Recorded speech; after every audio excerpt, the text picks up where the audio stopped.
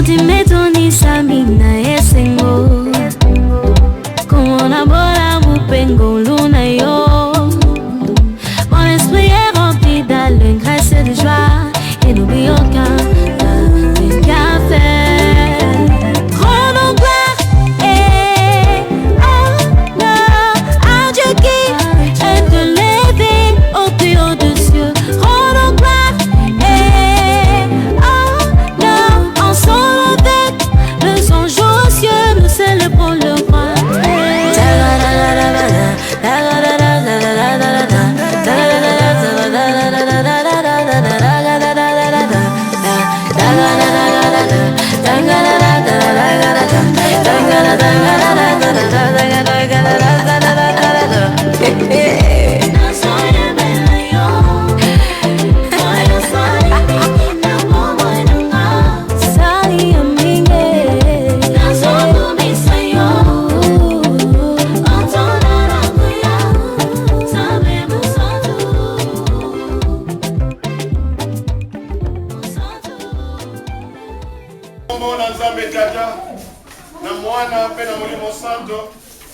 Amen.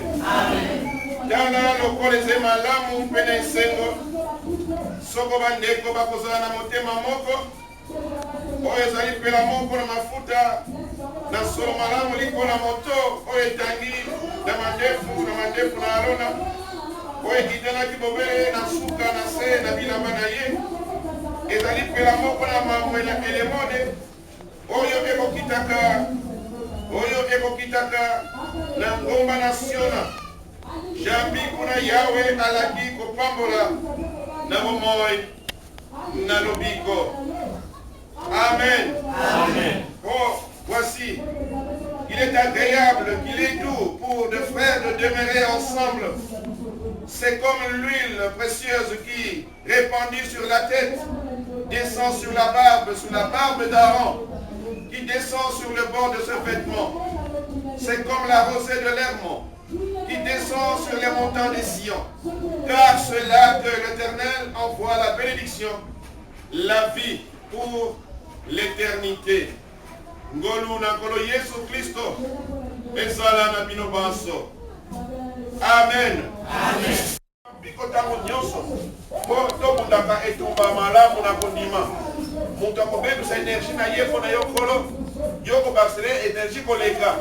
Akobebisa moso na ye, abebisi te na au contraire, adefisi yo Nzambe, metanya kodefisa yo Nzambe, yo koprouve na mutu ete jamais yo Nzambe okozala débiteur ya mutu songolo.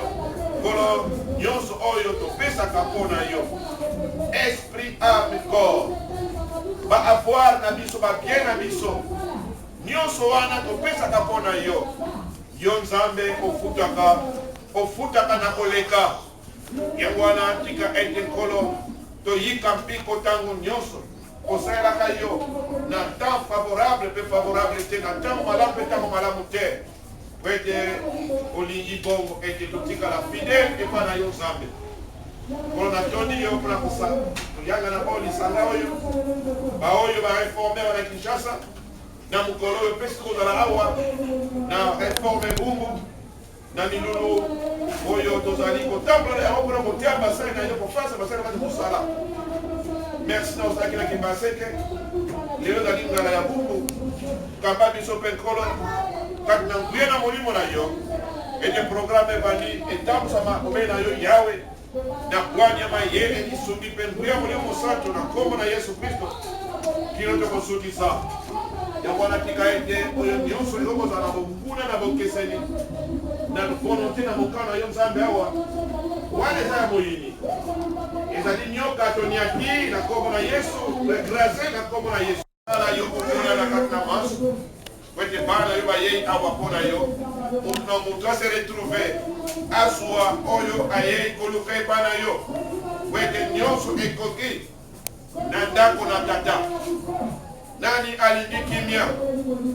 Atumbola mina likambo nini? Awa lelo nesikoyo asa kimia. Nani oyo atumsemikati na nzoto? Prongala isongolo. Lelo na isika oyo azwa bokolo. Nani oyo akanga mina miluma pe ezali ko nyunga ye. lelo na esika oyo asimbolama na nkombo na Yesu. Nani oyo na mawa na likambo nini epesi ye mawa lelo na esika oyo azwa sasapi libondisi na nkombo na Yesu. Nani ye oyo na bitumba ya ndenge na ndenge eza kolongola ye esengo kolo opesi ye esengo pe opesi azali kotungisama wana ezali calcul na ye moto me calcul na yo Nzambe osi opesi ye eya na opere réussite na projet wana awa na isiko lelo na nkombo na Yesu Kristo.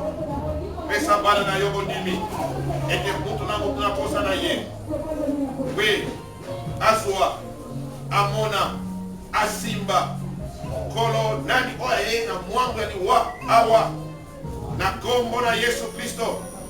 Nesika osa sapi liwa ekufi bomoi na yo kolo epesa meli ye na nkombo na Yesu Kristo. Kolo nani oya ye awa na makanisi ya butu ya molili tu azali embrouillé na esprit âme na ye aza komiyeba lisusu te kasi tika te okolisa olendisa etika kati na ye sasapi yo lobi ete kuna na Jean chapitre 8 verset 12 mutu akubila yo akokangama na yo akotambola kati ya molili te kasi kozala moi na bomoi. Donc la lumière de la vie vous allez kopesa na oyo na ténèbre na kobanga na somo azali koyeba te na vie na ye comme s'il est perdu, il est perdu. Sasapi kolo zokisela ye itiapi komolende illuminé éclairé makambo na kokufa oza mpona bolamu na ye makambo na kokufa ekufi ekomisi ko makambo moi wete eza mpona bolamu na ye kasi makambo eza mpona libebi na ye soki eza na bomoi makambo wana ekufi na nkombo na Yesu Kristo. Kolo oyokeli ngai osaleli ngai mpona bapate oyo kaka bangoti awa kasi bapate banso bazwami kati na lingomba na yo Réforme du Congo awa na Kinshasa tala kuna na Kipese kuna na Sanda kuna na Ngangila kuna na Mbandaka kuna na Kisangani kuna na Walirukula na Ubundu kuna na Mituku na Ituri kuna na Lubutu kuna na Kananga kuna na Mbujimayi na Kabinda kuna na Lubumbashi kuna na Kasumbalesa Etincelle Moto ebandi kopela kuna na Kolwezi lingomba na yo bareforme fidèle kopesi so kotambusa na motindo na yo kokengelaka na motindo na yo moko na moko esika zwami awa lokola mai euti na tempelo ezali konana ekei bisika nyonso na tomboli nkombo ekolo ndenge bapate oyo bazali komela bazali kosubwama bazali kozwa ngolu na yo mapamboli na yo kuna mpe bipai nyonso mayo ekei ekomeli bango baoyo nyonso wana RDC na tomboli boyo kuna na Angola na tomboli bapate baso bokwa na Congo Brazzaville na tomboli bokwa na Afrique du Sud na tomboli bokwa na Nigeria na tomboli kuna na libanda ya Afrique jala baoyo kuna Arizona na États d'Amérique na tomboli baoyo na Californie na tomboli baoyo kuna na Brésil na tomboli baoyo kuna na Canada na tomboli boyo kuna na continent ya Europe na tomboli mpona bao na Belgique na France na Allemagne bao kuna na Grande-Bretagne na tomboli yawe Nzambe bisika nyonso kuna na Asia bareforme bazali kolo esika nyonso toute la terre habitée esika bazwami na tomboli na tomboli na tomboli fika ete mai oyo mauti awa makei na baprovince ezasika na RDC akei na bapays africain te kuna bakoteso ekei mai oyo bisika yango ezali koleka ezali kobikisa ezali kosikola ezali kokangola ezali kopesa bomoi wi ezali kopambola kolo mai na peto mai na bomoi yo Kristo Yesu awa kolo na toni yo na kumisi yo na ndetoli yo ozali Nzambe na ngai kombo na yo Yawe Osasta Nicolo Pénancé. Yohana, le Tout-Puissant. Yohana, l'Éternel des armées. Yohana, l'Omniscient.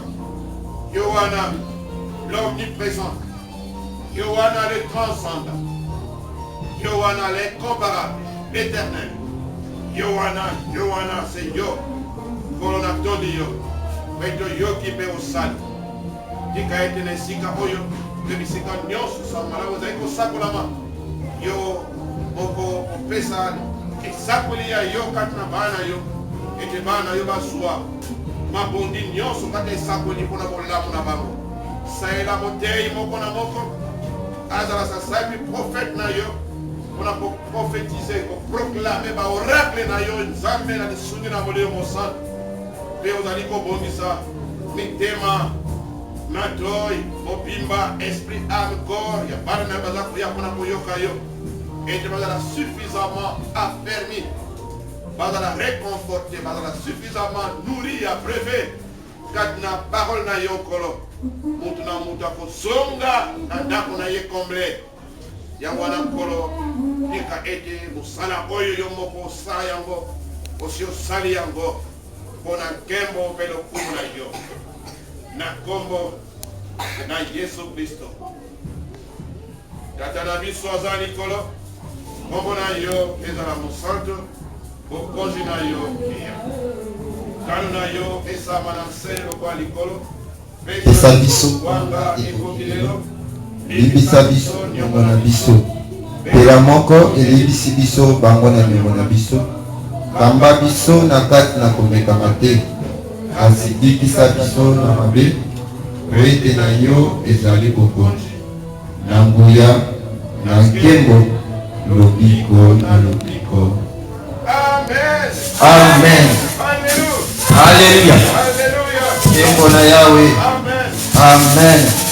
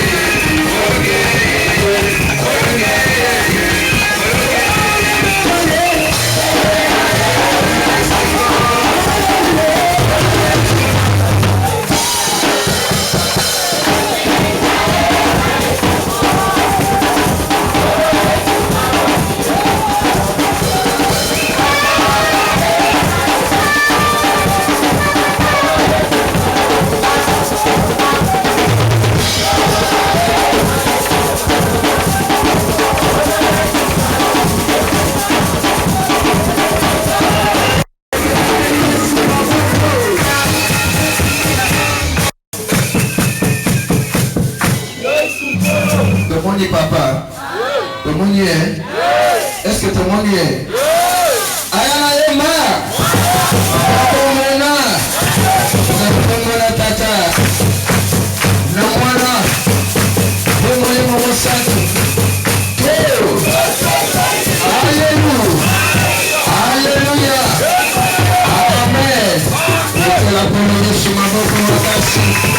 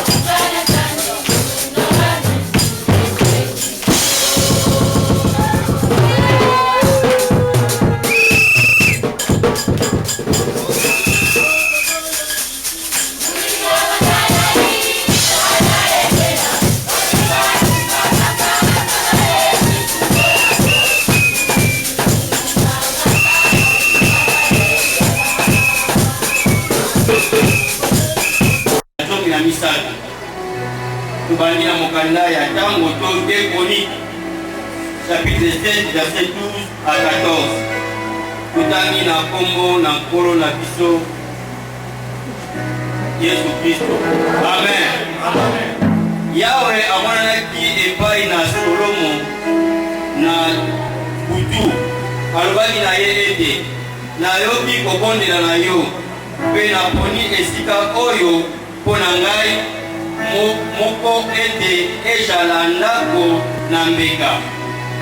Soko nakokanga lola ete mbula ezala te, to soko nakolakisa nakolakisa mayoyo ete malia mokili, to soko nakotinda malali kati na ndako na ngai, soko bato na ngai ba oyo bakiangami na kombo na ngai bakomikitisa mpe bakobondela mpe bakoluka elongi na ngai mpe bamibongola na nzela mabe na bango, boye na boyoka kuna na likolo na kolimbisa masumu na bango mpe na kobikisa mokili na bango. Amen.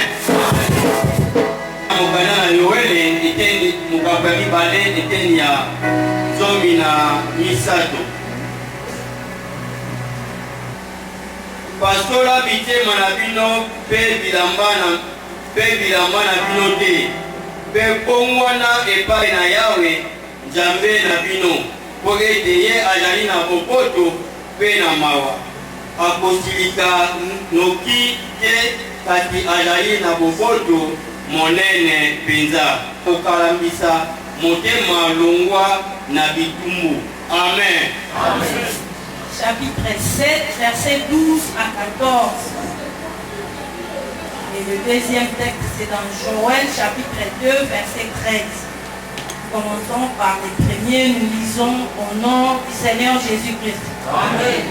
L'Éternel apparut à Salomon pendant la nuit et lui dit: j'exauce ta prière et j'ai choisi ces lieux comme la maison où l'on devra m'offrir des sacrifices.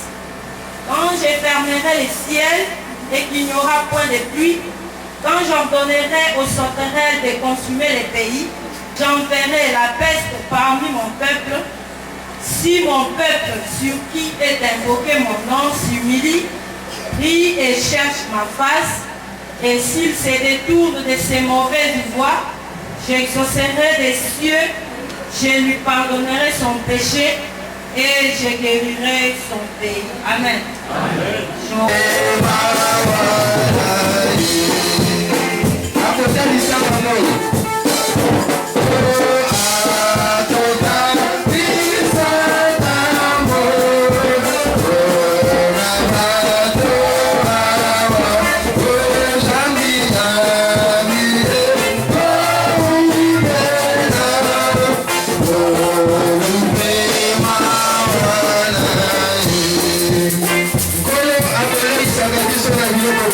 Thank you.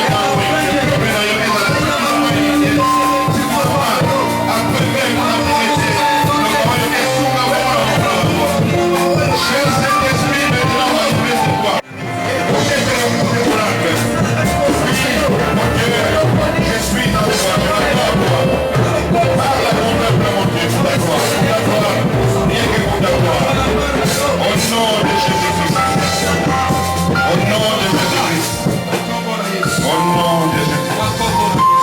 Kolo, merci pour être. Les habitants, on a yo. Komisa, comme on a yo. Netola, comme on a yo. Sanjola, comme on a yo. Amen. Amen. Banda. Bana ya Nzambe na pesibino mbote na kombo na Yesu. Amen wana ezali amen ya motabiki samate. Na pesibino mbote na kombo na Yesu. Alingi koloba na yo etelelo kolo. Alingi kosali ka monene kati na yo soko mepesi pa na ye na tango yo.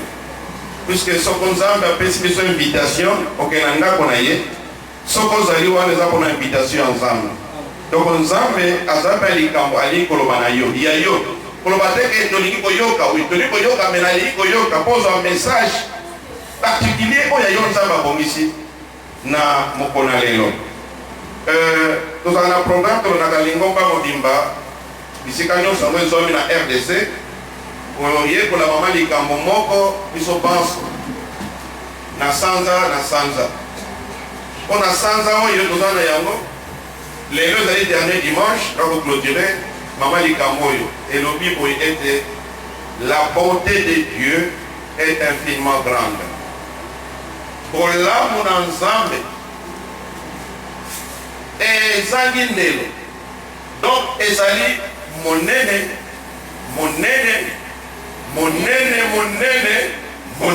Amen. On est bon là, moi, ensemble, et pas na yo, et pas na ngai, et pas na biso.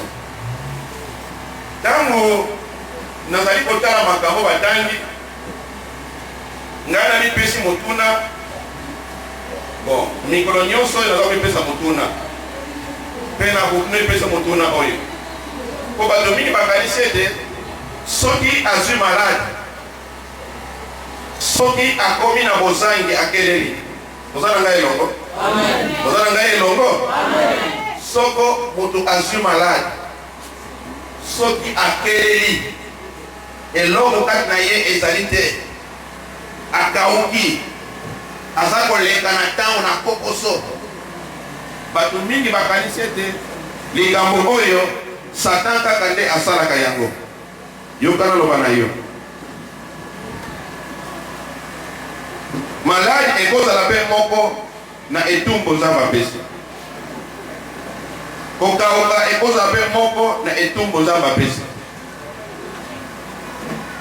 mbote na biso mbote lisusu c'est pourquoi mbala mingi bato mingi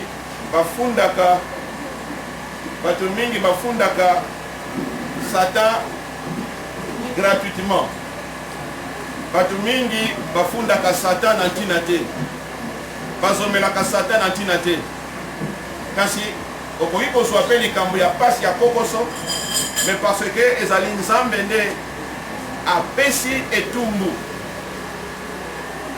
nalingi toyekola lelo 4 lettres to makambo minei kolo apesi toyekola lelo.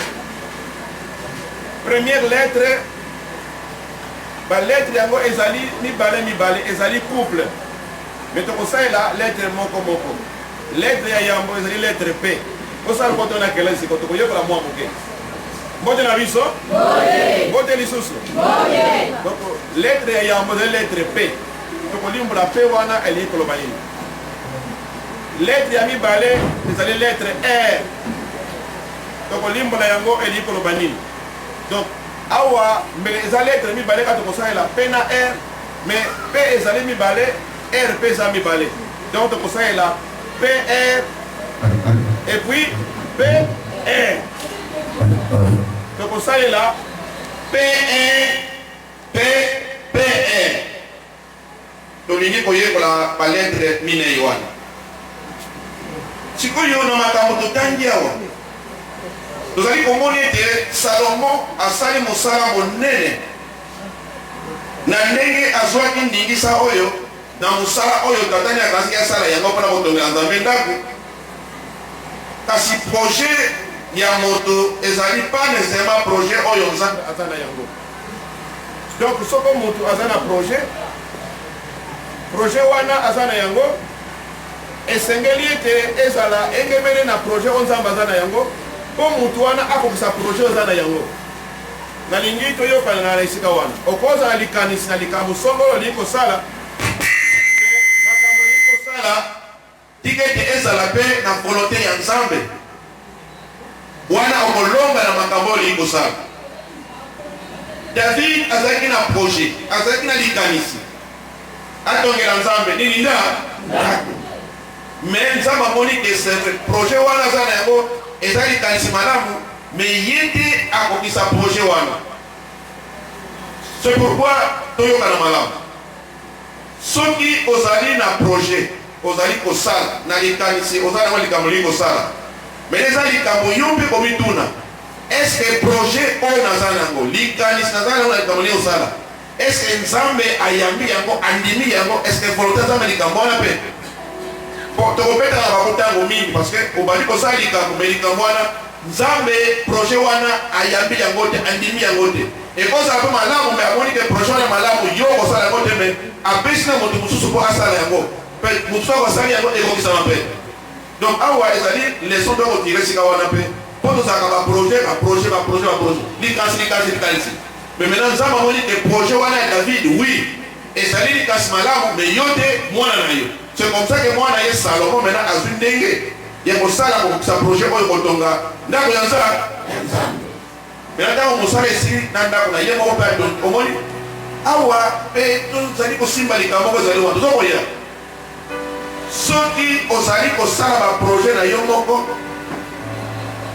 ekoleka malamu mingi ete projet ya yo moko mpona bolamu na yo moko mais ekoleka malamu mpe ozala mpe na kote ya projet yo moko projet mpe ya bolamu ya nzambe peza projet ya intérêt ya nzambe peza. Comme ça les deux projets peuvent marcher concomitamment. Et soki ozali likambo oyo ya kozala projet yo moko projet ya nzambe mpe ezali okomona ke maintenant Dieu s'occupe de tous les projets puisqu'amoni ke c'est vrai non seulement oti intérêt na makambo na yo moko kaka mais oti mpe na intérêt na makambo ya nzambe. ekonaka eske ntango okanisaka kosala likambo boyeboye oyo naza mwa fo na bongo sikoye mpo nasala boye osala mais ntango osalina na fond wana est-ce que l'intérêt de Dieu se trouve dans ce fond là aussi. Voilà baza koéchouer na makambo boza baprojet bango moko mais Dieu n'est pas là donc nzambe aza mosika. C'est très très important s'il vous plaît. Le Seigneur m'a beaucoup parlé la nuit ici parce que source cause mingi il y a des chèques qui mingi bali kotia nzambe pembeni il ne faut que le projet. Mais quand tu fais tes projets là où se trouve la part de Dieu, ton projet doit marcher concomitamment avec le projet de Dieu pour une meilleure réussite. Amen. Amen. Amen. Amen. Est-ce que vous avez dit d'abord? Mais là, on va vérifier le code. On va compter les gars, on va aller là. Cause mingi chèque koya les gars, yo ça va comme yo, on ça va aller pour le voilà. Salomon moi ya David a continué un projet oyo tatani a dit parce que nzambe a créé pour prouver de Salomon pour accomplir sa projet qui toko oyo et ça prend gloire ya nzambe pour ndako na nzambe. Mais Salomon travaillait en même temps nanda ko na nzambe nanda ko na yemoko concomitamment donc ensemble. Alors ça amérique ouais donc on a intérêt à ça pour ça va ngapi na ko au moins maintenant ndako nzambe sidi il fallait ndako nzambe dans la dédicacée mais les bonnes et salami naza kotia biso na contexte makambo tangia wa poto yeba makambo ebali nene sima ya libonde ya Salomon mpona ndako na nzambe mais na nzambe azali kopesa exaucement et ya epa na Salomon mpona bonde la ye bandenge na ndako na nzambe atongaki. Maintenant nzambe alobi oui et si oyo ndako oyo ebondomi mpona ngai maintenant nazopesa bapromese oyo nzambe apesaka promese mpe alandelaka ete akokisa promese oyo apesi parce que wutie pana parce que Dieu ne se contredit jamais et il ne se dénie jamais. Alobi makambo epa na Salomon makambo totangi awa si na contexte oyo nde alobaki yango alobi maintenant soki bato na ngai en fait sikoyo omoni ndako allons na verset oyo totangi wana na 12 oyo toni okende eza na 14 après mais maintenant na 12 batangelaki biso oyo na 2 Chroniques na chapitre 7 na 12 batangelaki biso boye nayi kotanga lisusu 2 Chroniques 7, 12. Yahweh amonaki epai na Salomo na butu alobaki na ye ete nayoki kobondela na yo. Amen. Pourquoi Nzambe ayoki kobondela ya Salomon? Parce que Dieu a approuvé les projets de Salomon. Quand Dieu approuve tes projets et dans au bon délié, ta prière sera exaucée parce que ta prière cadre avec la volonté de Dieu. Maintenant, il y a des promesses de Dieu par rapport à Ndakoyo. Batongeli et par Salomon. Verset 13. Soki nakokanga lola et de mbula ezalate. Yoka maintenant Nzambe abane koyebisa. Makambo oyo akoki kosala. Oyo akoko tinda mais makambo wana ezali mpona bolamu ya motu te.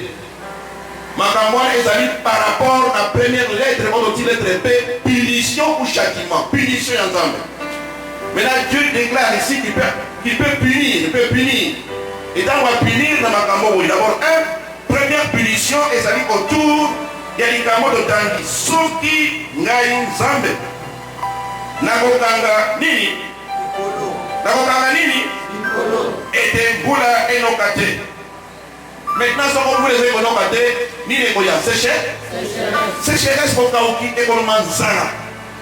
Donc Dieu peut permettre par rapport na punition kopesa na ndako songolo, na mutu songolo, na famille songolo, na fille songolo, na mboka songolo et na continent songolo ete Nzambe a punir na nzela oyo ya bokauki ya sécheresse.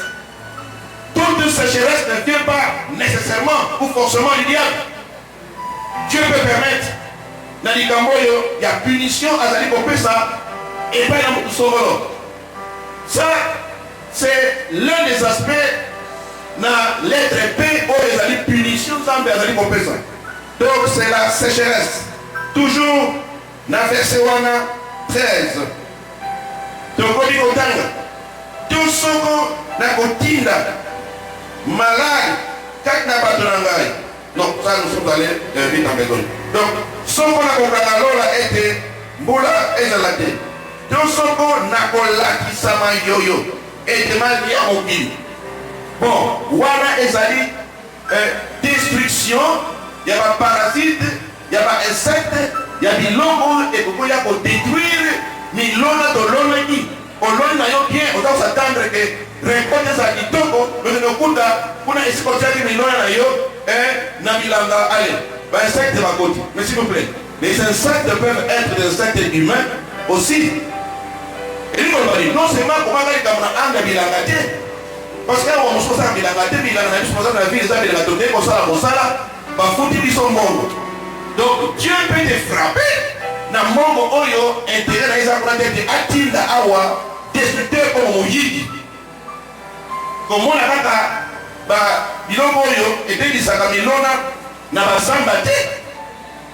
Mais pe bilongo oyo ekoza lokola muntu oyo akako zwali futi na ye salaire na ye e konso mbungu azako teka esikaza kopona wambo na ye muke mongo. Et vous mongo bayi pas forcément Satan, pas forcément Satan. Dieu peut frapper dans le sens où on a dit comme on soit au kaoki, comme on soit na ndengwana et de biloko ko bi isayo lokola milona mais on soit mais ndenge ezaliti. Omoni makambo. Donc awa ezali kambo se remettre en question pour la malade. Tout ce que nous devons avoir oyo nyonso tokosala na yango tika ete ezala pona gloire ya Nzambe, pona intérêt ya Nzambe et soki eza pona nkembo na Nzambe oyo tozwi na biloko wana lipamboli ya Nzambe ezali. Donc biloko wana mpe protection ya Nzambe ezali. Amen. Donc tout ce que nous devons avoir ou nous pouvons avoir. Deuxième aspect ya oyo par rapport à lettre P pona punition ya Nzambe. Nous avons parlé de la sécheresse. Nous venons de parler dans les il y a dévastation, de destruction. Il y a des locaux de l'onaki, nous avons de l'oni mingi, mais de nos coups dans l'os de l'oni, wapi kuna bandege bandege nyoso otima ya manyongo na anasema mbele wapi kuna ukadiba mbuku ndio ndenge zaidi.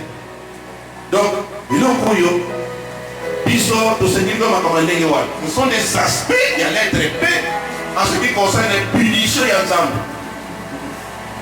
Il y a dans verset 13, troisième aspect ya punition ya Nzambe.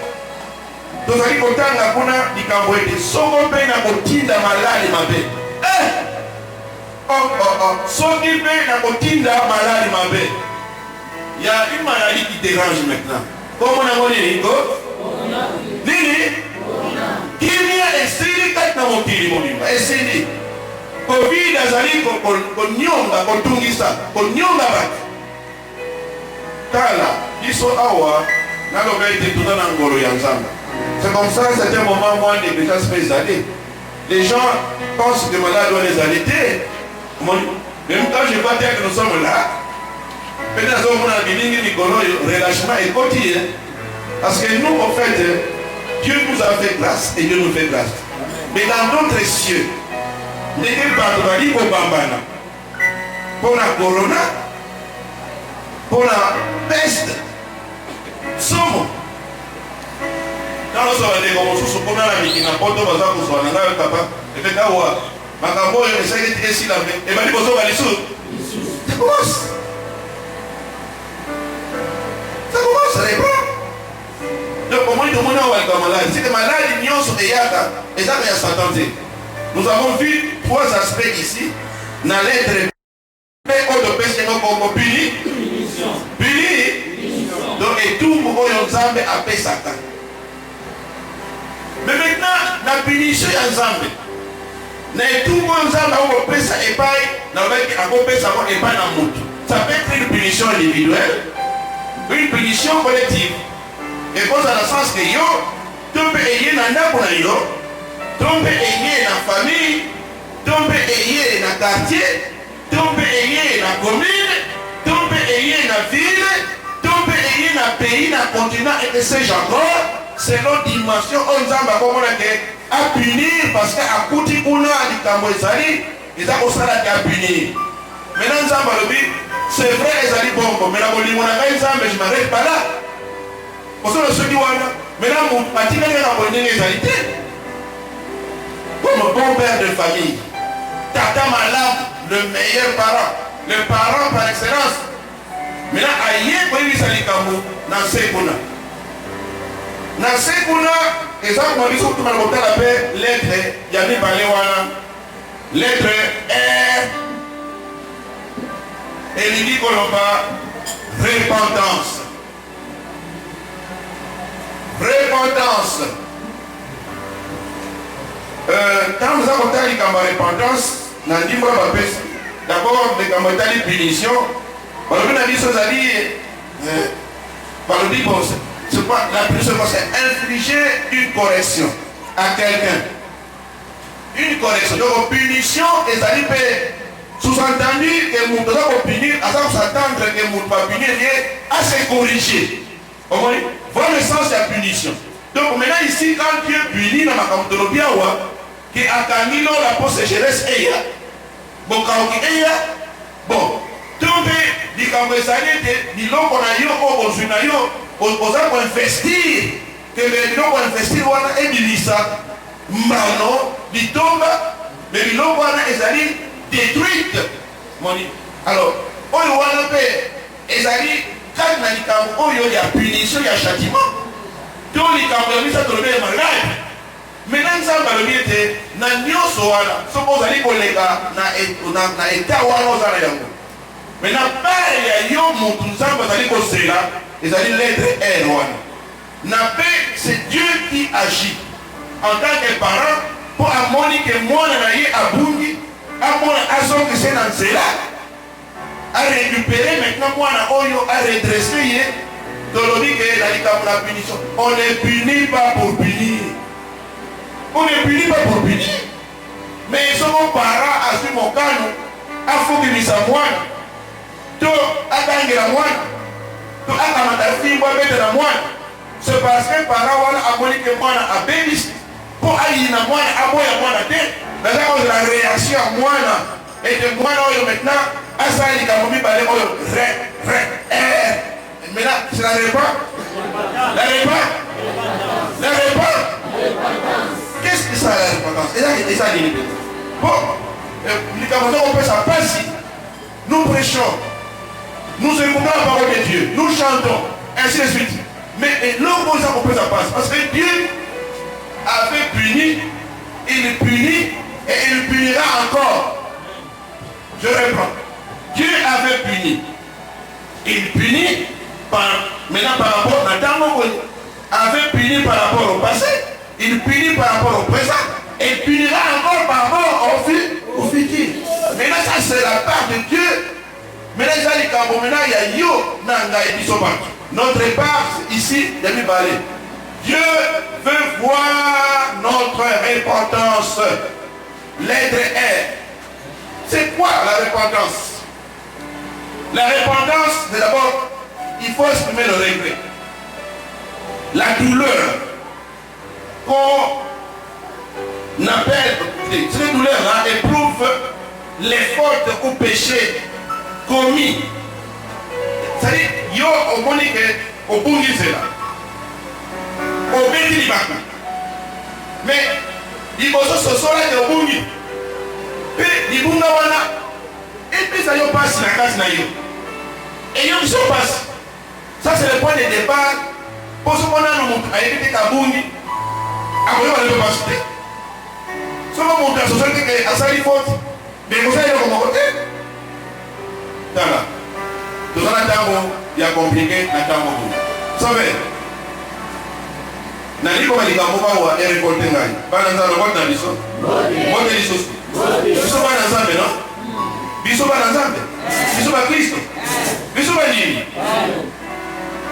Ne rêvons pas. C'était vendredi, je crois la semaine passée, Nagui na IPC, à l'Université Protestante au Congo. Collègue mon casa pour défendre une thèse à doctorat. Maintenant il a fait venir à Est de Kunarubi, à Zali méthodiste à Vitala. Bandeko Nazari Kamakashia. Dikambo Yango Oy. Nous étions à l'Assemblée Générale. Nous avons ça au Kamati, parti Mokoya, Kunana, côté à Okatanga, parce que c'est Okatanga, non? Okatanga, le Mombashi, et puis au Kamati Zambi, et puis notre pays qui est là. Basangana qui donc va résultat de l'église de Basangani. Maintenant, dans synode de Nabango, dans le congrès de Nabango, l'Assemblée Générale de Nabango. Parce que la discussion est continue dans l'église. Nous sommes pour l'homosexualité. Écoutez, mais ma campagne, ça n'est pas là, il nous m'a dit. Et ça, il fallait voter. Est-ce qu'il faut faire passer les gamins à la porte? Est-ce que nous n'avons pas un arbitre qui nous départage ma camarade la parole de Dieu? Pour que nous laissions la faute, ton camarade est à vie à partout dans ma camarade. Vous savez, les camarades, dans la faute, 47% vont voter pour. Dans la salle où j'étais, mais quand nous avons les monseigneurs, on a mis à dire oui, ah, merci, mais comment vraiment? Il y a un grand risque maintenant. Parce que le 47% risque d'influencer les autres pour qu'une prochaine assemblée maintenant, et les 50% vont faire voter et non voilà. Ça ne passe pas par la vote. Non, mais ça, ils n'ont pas ça, mais ça tient qui n'a Bible et ça dit abomi. C'est abomination. Ça c'est distrait. Et dis-donc, ils ont compris sans ça, c'est quoi mon tour dans ça. Et le Seigneur a tout punir. Mais la repentance, c'est regretter d'abord le bien du monde. Comment ça regretter? Sentir la douleur et en tout cas la vérité. Parents, nous sommes allés compter sa moine et tout. Ce qu'on a, a regretté la salle de ma paix. Attends, on peut s'habiller tout le monde en bon. Parce que pour lui, il n'a rien fait. Il y a un monde dans le transport. Même les chrétiens. Allez, vous pouvez aller à Kananzela, allez sur les sangs, il y a un peu les sangs. Vous m'avez vu traiter les soins à Fumole. Il dit, sachez au million, allez, partout au point. Nazari Moglé? Non. Vous savez, et ça, vous dites que Saint-Esprit a les dit conscience dans ma casse. Moi je pense que ils ont mis en la conscience. Mais pour cette conscience, nous devons travailler. Mais nous, au-delà de la conscience, nous avons le Paraclet. Nous avons le Saint-Esprit. Est-ce que vous comprenez?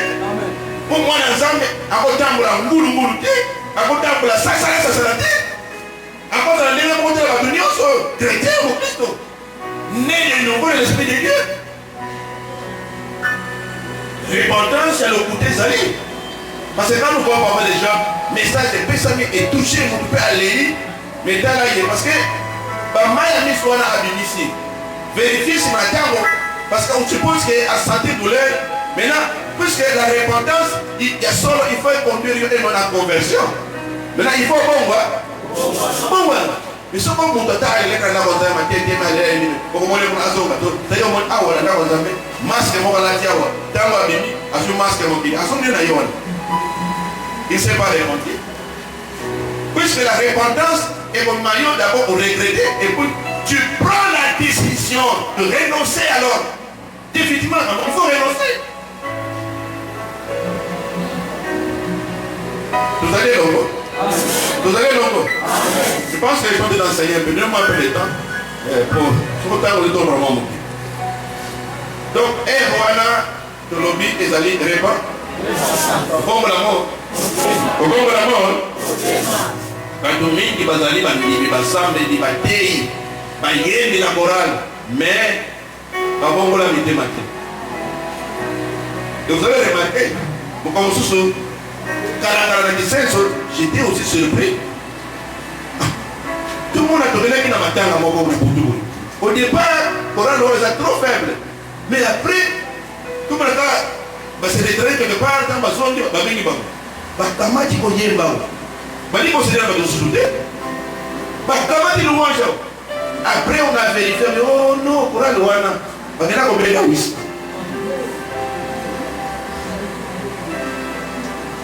Coran, on va soigner la Sambe. Zembo Babo la Mitema. Bagana Soangé, Yaoui. Et d'abord, moi j'ai compris ça après. Et puis, Bagana n'a pas compris vraiment de Kaboyus. Mais c'est quoi, vous posez ça la nuit. Aujourd'hui, c'est la monopole, mais la monopole, oui, c'est à côté. Oui, apôtre Paul, apôtre Pierre plutôt, dans l'enterrement, il y a que le Saint-Esprit a valu pour agir efficacement dans la bateau. Assimiler la bateau, n'a pas de quoi. Non, madame, on dit que l'on Saint-Esprit. Non, madame, on dit que l'on a Saint-Esprit. Écoutez, je sais que vous avez la conviction d'ailleurs, mais nous enseignons réformés qui ne prennent pas Babylone pour aller à bateau. Qu'est-ce que nous enseignons nous? Bon, c'est une parenthèse. Donc ça c'est la deuxième lettre, 1. Troisième lettre. Comme on a maintenant verset 14, il y a deux chroniques. Donc on a la repentance. Et la suite qui vient là aussi. Et on a payé à mi-balé comme Mélango. Mais réalisons le verset 14. Maintenant on sait dans la parole de bon bien, on peut relire. Verset 14, il y a deux chroniques.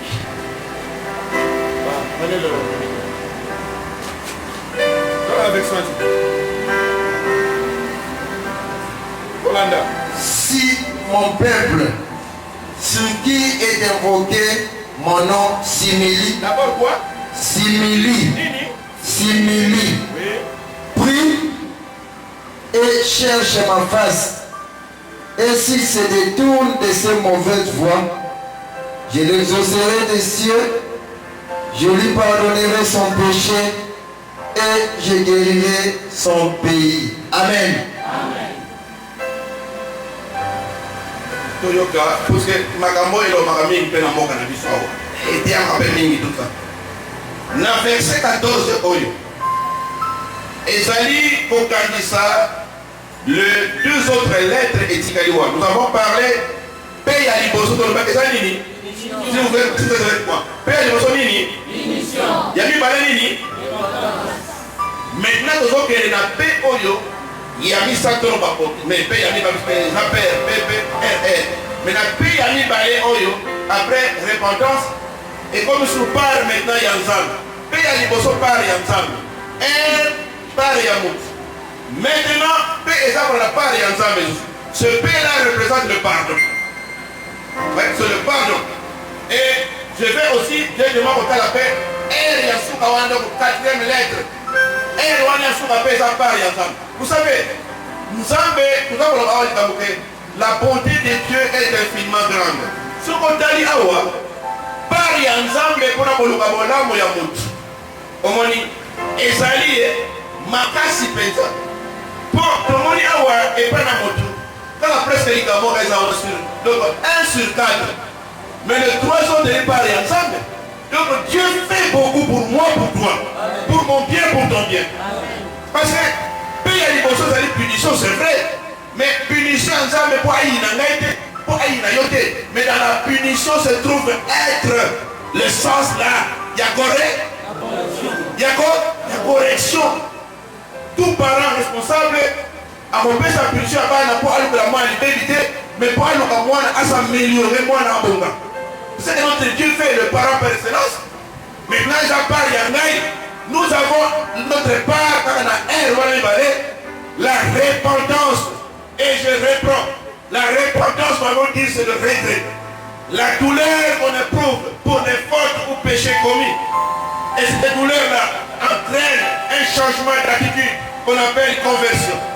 Donc la vraie repentance entraîne la conversion. C'est-à-dire se décider de revenir, de retourner à Dieu. Amen. Qu'on soit mon canon, il y a qu'on sorte des points ensemble. Décision. Donc les amis, quand vous y avez maintenant, quand vous allez voilà maintenant encore la part de Dieu. Dieu pardonne. Et quand il pardonne, maintenant le R là, Dieu restaure. Amen. Voilà ce que Dieu fait. Et tout cela se trouve dans le verset 14. On va tout autant de la vie. 2 Chroniques, chapitre 7, verset 14. Dans le français,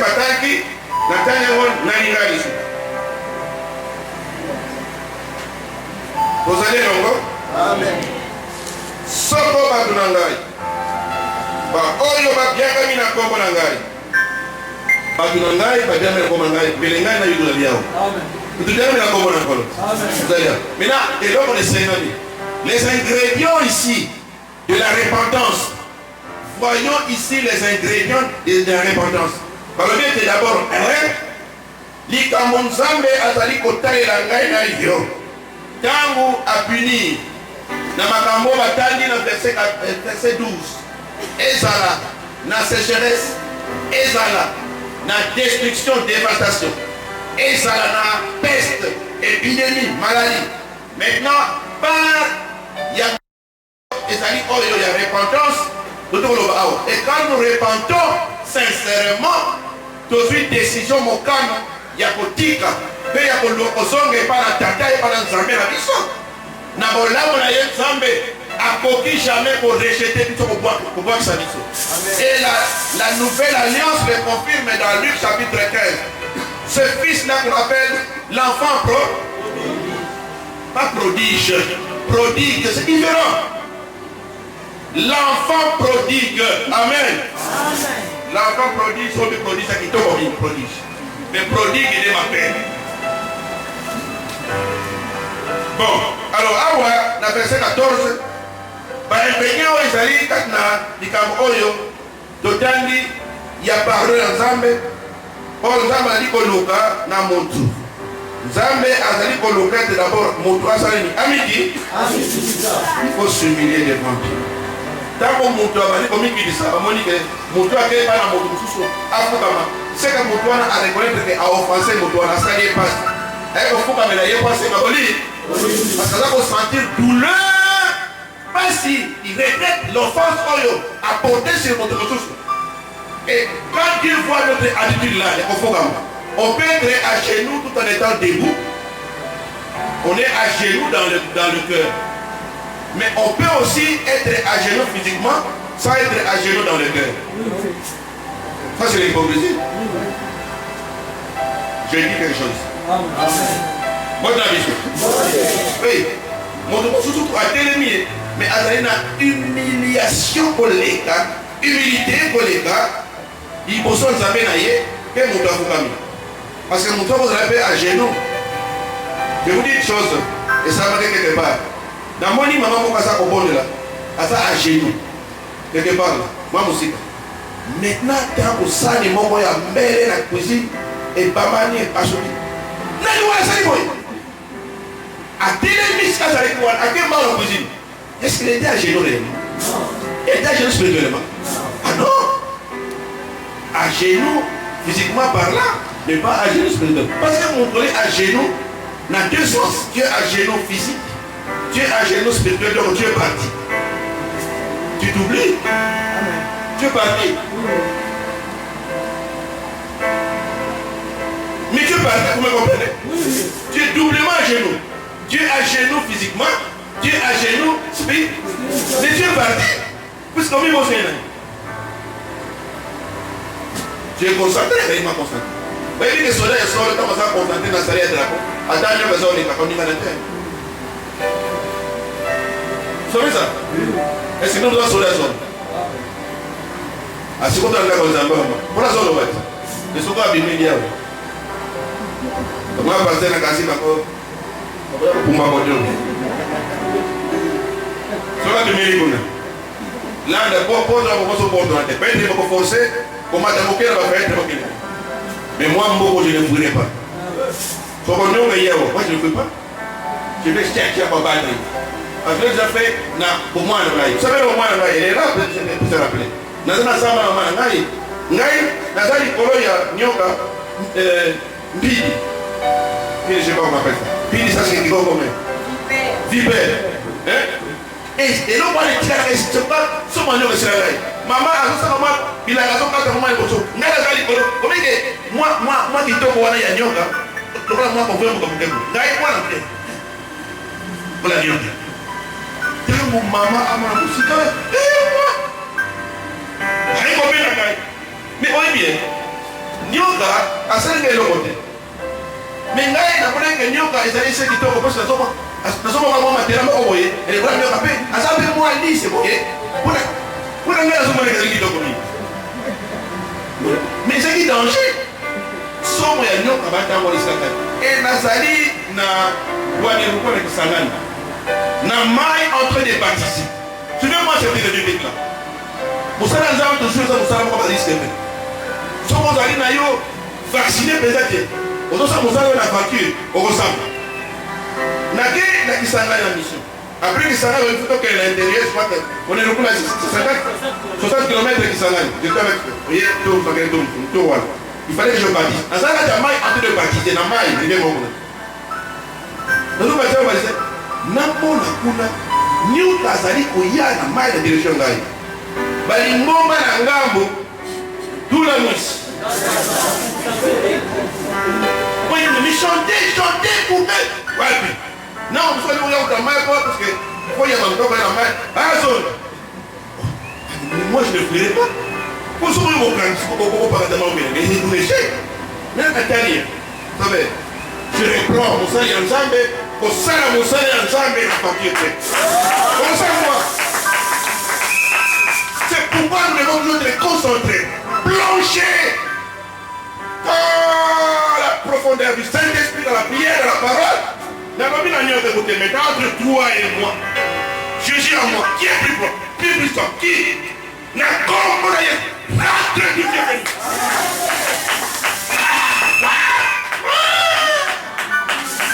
ça c'est Dieu avec moi. Ça c'est mon qui a fait ça. Ça c'est mon expérience. C'est pourquoi dans ma cas, il y a un moi je ne parle pas parce que ça m'a commandé. Ça m'a commandé. Et celui qui est en moi est plus que celui qui est en moi. C'est ça ma foi. C'est ça ma foi. Moi, beaucoup de foi là, c'est mon boken. Et vers l'église de réformer du Congo. C'est ça ma foi. C'est ça ma foi. Et je vous communique aussi ma foi. Donc, comment on a fait? Non, mais comment on a fait? On a fait. Mais c'est là pour le remettre. les matés sont beaux parce qu'on peut nous dire que nous sommes autonome. Si là, on peut prouver qu'on est prêt, comme ça. Ça, c'est un exemple. Parmi tant d'autres. Et il y a que tant qu'on a dit qu'on matin, on s'en est en train de voir pour ça. Et tout va faire ça. Éviter la distraction. C'est comme on a éveillé, on a attendez bien mon cambi. Parce qu'on peut savoir ma dignité, on est à tout ça. Et mon cambi, vous ne savez pas ce que moi j'en dis. Vous ne savez pas, vous ne savez pas. Pendant que je dors, moi je dors. Pendant que les gens mangent, moi je le mange. Écoutez, c'est une parenthèse. Donc, maintenant, mon père, le niveau d'animation, Luka au matin, Luka au col. Et la Bible est claire. Asi apesisement dans mon yos, pour le hier, vous savez les cultes d'aujourd'hui, tout comme la cérémonie d'hier, je devais être déjà en voyage. Je me dis, Seigneur, je dois être jusque là, le 26, le 27, et pour moi, de la témoin, il y a ma camboyo, il y a 5 jours. L'eau, il y a 5 jours qui est passé. Et c'était le feu là. Oh, c'était le feu. C'est quel groupe encore? Jésus la star. Alors, la biso, papa n'a pas mon lit, mon cambo, je leur avais dit n'est pas prêt. Quand vous savez, au camp. Hier, c'était le feu là-bas. Mais je crois qu'on le culte d'aujourd'hui. Bon. Adieu soit là. Donc, on peut tenir ma bonne conception. Donc, nous commençons le verset 14 pour tomber le R là qui parle de boire. Non, le P là qui parle de boire, du pardon, et puis le dernier R là qui parle de la restaure. C'est ça le verset 14. Vous voyez pas comme ça, on va au moins belé. N'a joué pas ta gagné.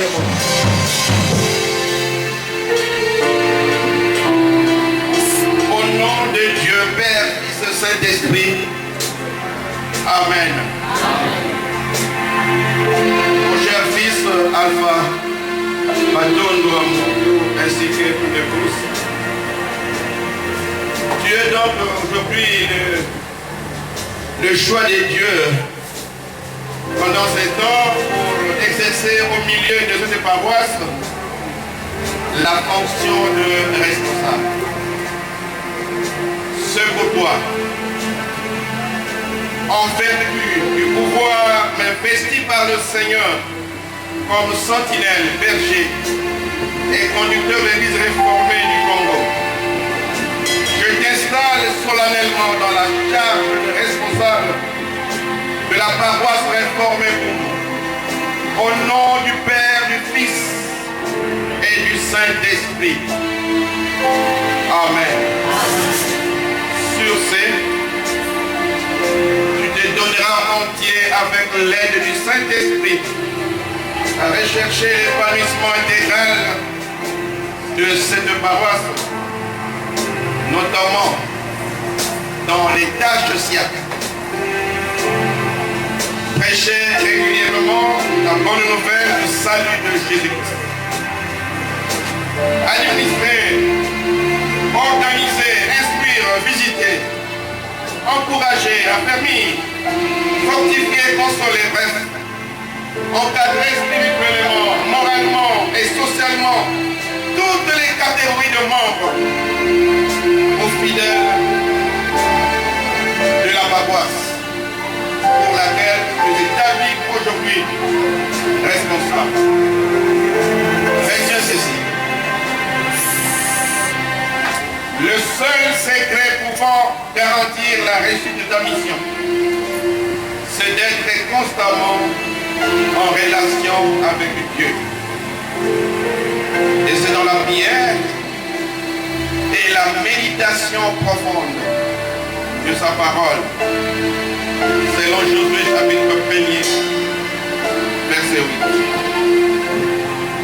Aussi je t'enjoue d'aimer Dieu de tout ton être, c'est-à-dire ton esprit, ton âme et ton corps. D'aimer aussi sincèrement tous les fidèles sous ta responsabilité. Accomplis bien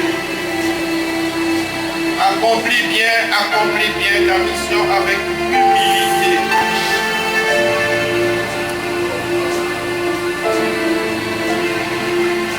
accomplis bien ta mission avec humilité, obéissance, dévouement et abnégation.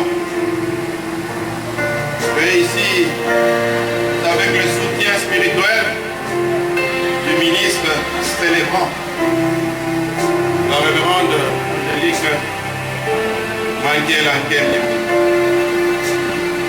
Tu travailleras en étroite collaboration avec elle et celui-là et défendra des bénédictions. Que la grâce du Très-Haut te soit comblée afin de réussir pleinement la nouvelle charge qui t'est confiée. Au nom de Jésus-Christ, le Seigneur de l'Église. Amen. Amen. Amen. Assemblée debout et vous vous mettez à terre.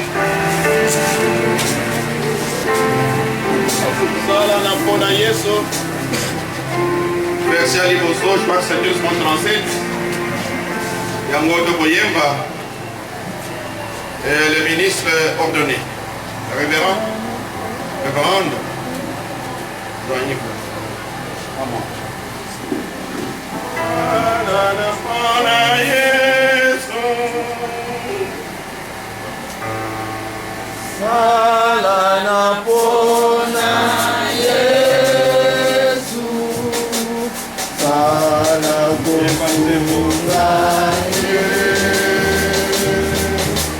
Jamais forçaitani, awa unonite, o sakai mio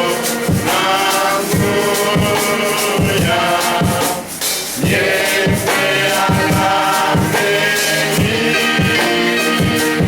o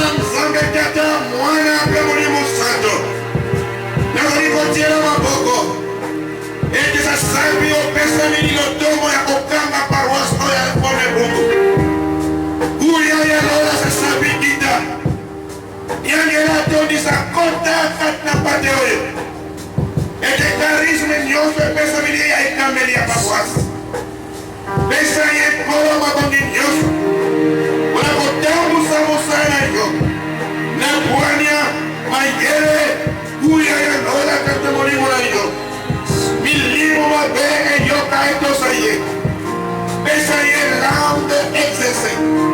autorité, pouvoir, puissance, l'icône de Dieu, na Congo, na Jésus Christ, police na kontima, beti kaete, eko sakola ye sambo malamu, kuya na yo fonde katakita mkaye, eki sakola ye zaka zefeti na puissance.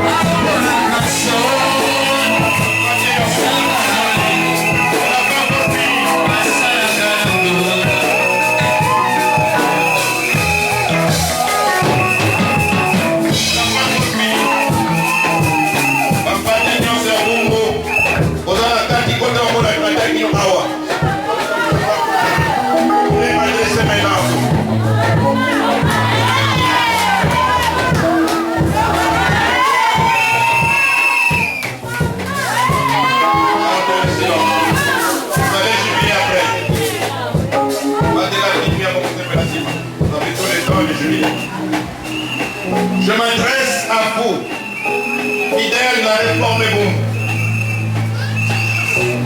Je vous exhorte à prendre conscience de vos obligations à l'égard de votre nouveau responsable.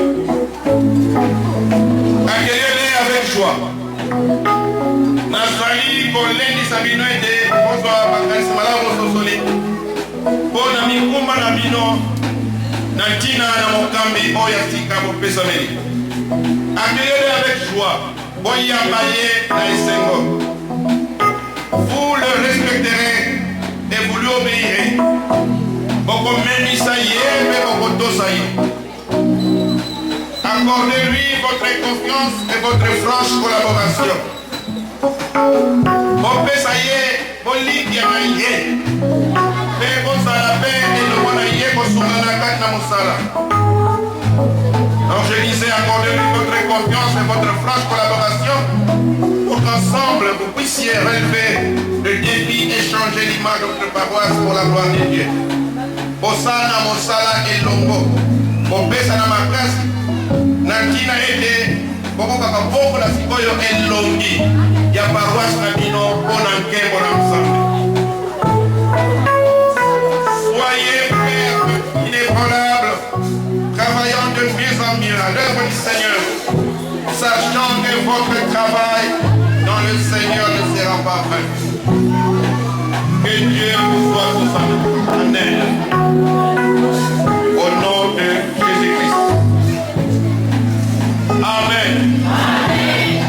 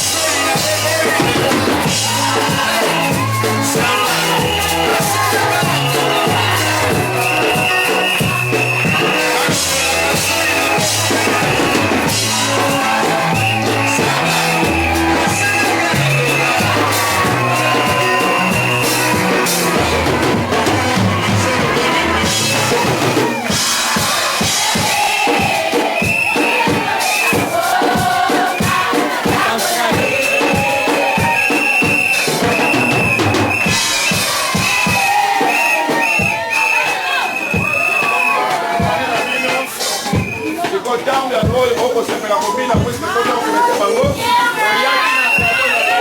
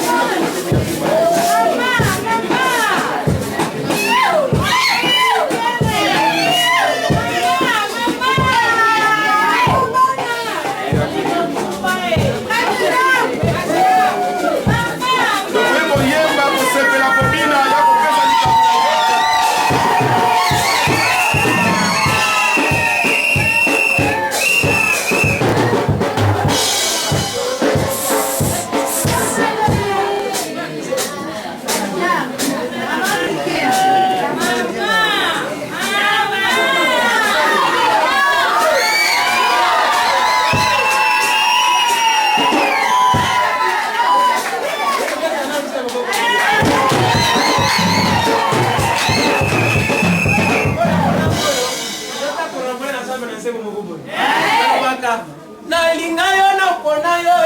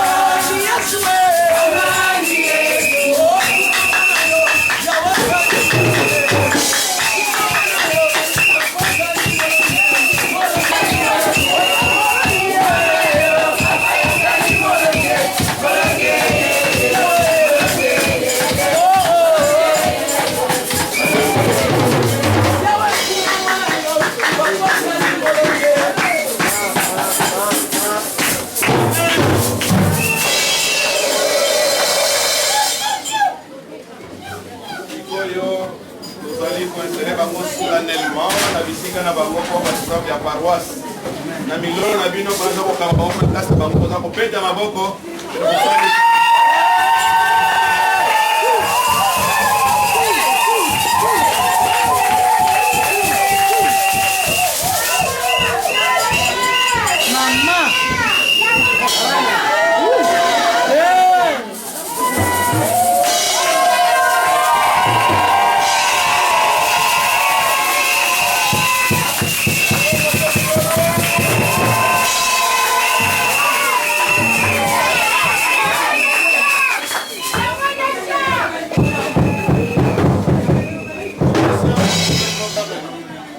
Amen. Ejera kunambe maboko makati.